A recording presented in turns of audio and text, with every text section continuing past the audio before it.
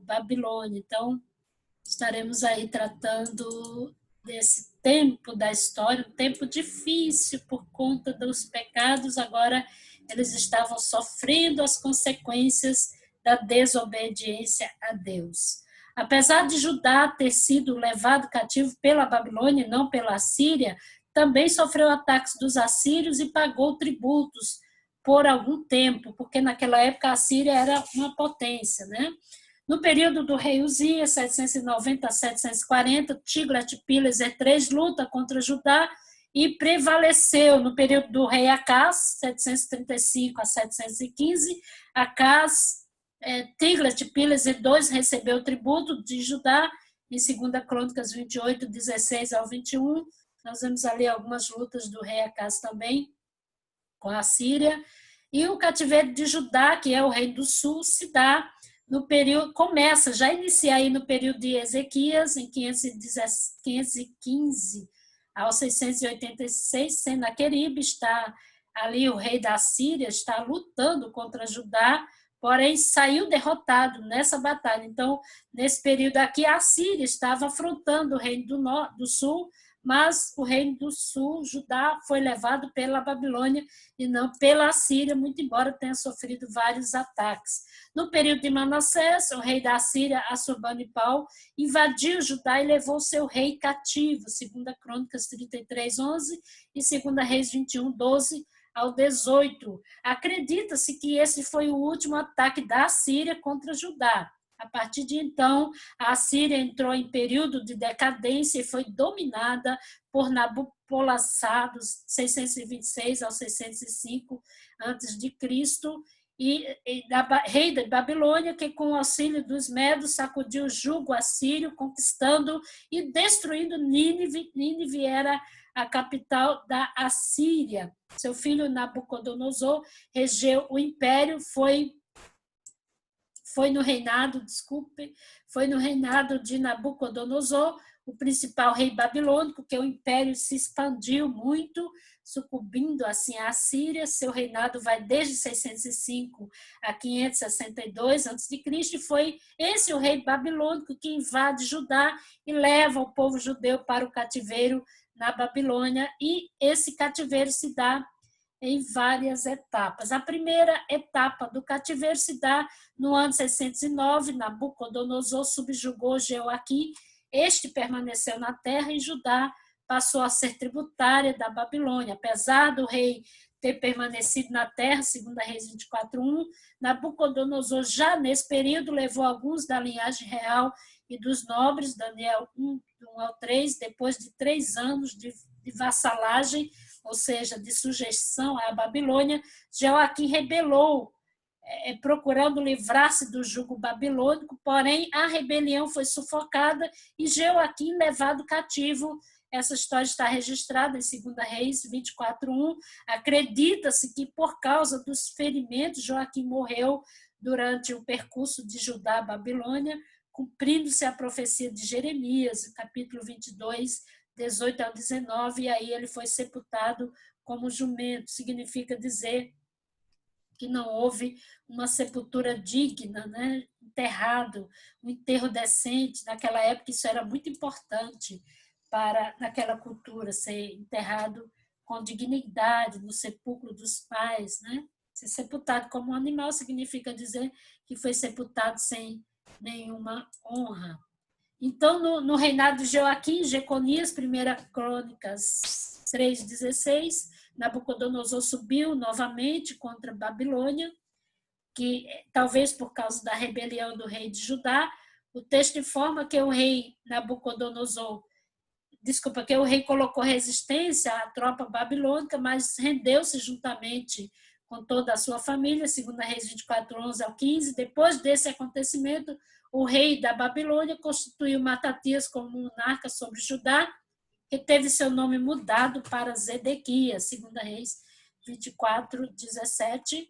No reinado de Zedequias, Nabucodonosor, mais uma vez, subiu contra Judá para reprimir uma rebelião. Isso está registrado em 2 Reis 24, versículo 20. Sitiou a cidade desde o 9º até o 11º ano do reinado de Zedequias. Os babilônios ou babilônicos quebraram a resistência, invadiram a cidade, furaram os olhos de Zedequias e mataram seus filhos, assim, na sua presença, queimaram o templo, a casa real e as casas dos nobres e levaram muitos despojos. Isso está registrado no 2 Reis, capítulo 25, de 1 ao 21. E 5 anos depois do incêndio da cidade de Jerusalém, os babilônios retornaram e levaram mais 745 cativos. Jeremias 52, 30 fala disso. Alguns judeus já haviam fugido para o Egito, inclusive o próprio Jeremias, no capítulo 43, 5 a 7. Nos versos anteriores a este, Jeremias advertiu o povo a não ir para o Egito. Entretanto, isso não foi evitado. Até mesmo o próprio Jeremias foi levado. Acredito que, como ele profetizou para não irem para o Egito, possivelmente ele foi obrigado a ir junto com o povo. Ele não foi por conta própria, por decisão própria, né? Entretanto, Deus revelou a Jeremias que o Egito seria tomado pela Babilônia, pelos babilônicos, em Jeremias 43, 9, 13. Nós observamos que ali Zedequias não dá ouvidos, o povo não dá ouvidos, eles acusam Jeremias de estar aliado ao rei de Babilônia, e Jeremias sofre uma certa resistência nesse período. Nabucodonosor, que no princípio queria somente o tributo, levou cerca de 20 anos na destruição de Judá, que era o rei do norte. Esse acontecimento já estava predito pelos desígnios de Deus. Jeremias 32, 26 ao 32 e 34, 1 a 7, vai falar sobre esse cerco que Judá sofreria. Jeremias, lá do Egito, escreve uma carta para o povo no cativeiro e pediu para quietarem-se na terra e procurar a paz na cidade. Jeremias 29, 1 a 10. Pois depois de 70 anos, Deus os tiraria de volta. Vocês lembram que Jeremias diz: eu bem sei os pensamentos que tenho a respeito de vós, pensamentos de paz e não de mal, para vos dar o fim que desejais. Então Deus estava dizendo ao seu povo que estariam levando para a Babilônia. O tempo era 70 anos, não tinha outro jeito. Até um falso profeta chamado Ananias, lá no livro de Jeremias, profetiza um tempo menor.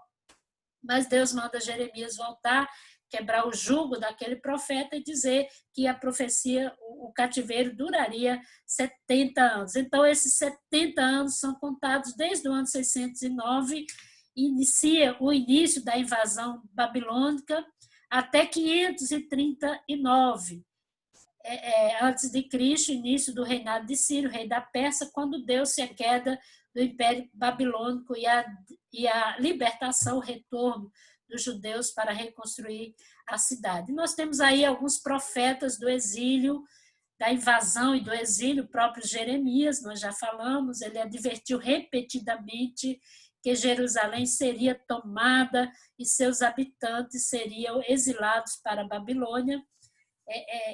Profetizou contra as nações pagãs, prometeu que depois de 70 anos os judeus retornariam. Depois da destruição de Jerusalém, em 586 a.C., foi levado para o Egito. Ezequiel foi um dos judeus deportados para a Babilônia, profetizou a queda das nações inimigas de Judá e animou os exilados com a esperança da volta à sua pátria. E Daniel, só antes de ir para Daniel, só lembrar que Ezequiel, junto com Esdras, lá no cativeiro babilônico, foram os fundadores da sinagoga, que era um lugar de reunião onde eles podiam ler a lei, revisar a lei. Então, em Babilônia, eles tiveram grandes oportunidades até de comercializar, de se estabelecer, e isso era promessa de Deus para a vida do povo judeu ali no cativeiro babilônico, que ele falou que levaria-os para a Babilônia, mas que os traria de volta. Então, Daniel foi deportado na época do ataque de Nabucodonosor contra Jerusalém, em 605 a.C., tornou-se primeiro-ministro na corte real de Babilônia, profetizou a queda da Babilônia e outros impérios subsequentes. Ele tem aquela visão da estátua, dos reinos que se levantariam e cairiam.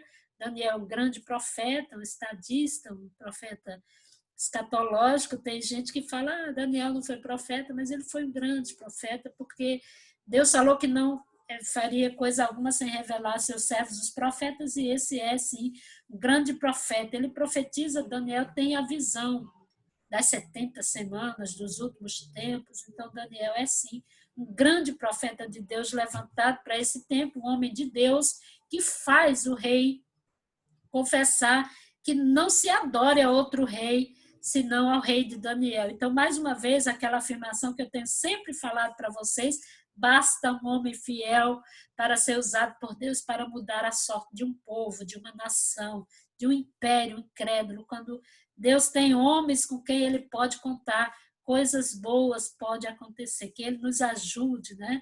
Levante homens dele aqui na história, no nosso tempo, para que o quadro possa ser mudado. E essa é uma lição grande que a gente tira de Daniel. E Abacuque, ele indagou como que Deus podia permitir que os cruéis babilônios vencessem o seu povo, se eles eram cruéis, mais cruéis do que o seu povo, como que Deus usa uma nação mais ímpia do que eles? Então, o livro de Abacuque tem esses questionamentos, ele é um dos profetas que vai questionar isso, mas Deus fala para Abacuque que vai punir a nação também. Mas o povo judeu precisava, né? Os israelitas precisavam dessa punição divina, era promessa de Deus por conta da sua desobediência, da sua rebeldia. E Obadias, que foi o profeta que profetiza contra Edom. Edom é aquela nação que o povo de Judá, de Ismael, migra para aquele território, ganha um território de Deus, e Esaú migra para esse território. Os edomeus ou edomitas eram descendentes de Ismael e posteriormente de Esaú, que ele migra para esse território de Ismael, e eles foram ajudar, dizem que eles auxiliaram as nações quando vinham atacar Judá. Quando Babilônia veio atacar, foi o povo de Edom que denuncia quando os judeus estão fugindo, e aí Deus levanta o profeta Obadias para profetizar especificamente para Edom, e ele diz, vocês não deviam alargar o sorriso enquanto a nação está sendo levada para o cativeiro. Então a gente vê aí um Deus gracioso para com o seu povo, mesmo o povo pecando. Deus é um Deus gracioso que vai levantando profetas, levantando homens que se deram a sua vida. Dizem que Jeremias foi morto por judeus encolerizados com a sua mensagem.